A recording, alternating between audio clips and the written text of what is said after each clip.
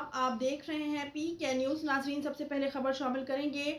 Patrolling police Gujranwala reason का नाजायज असलहा लेकर हाईवेज पर घूमने वालों के खिलाफ क्रैकडाउन। 2 कस मुलजमान गिरफ्तार, जिनके कब्जा से 1 अदद 30 बोर गन, 1 अदद पिस्टल, 30 बोर और गोलियां बरामद।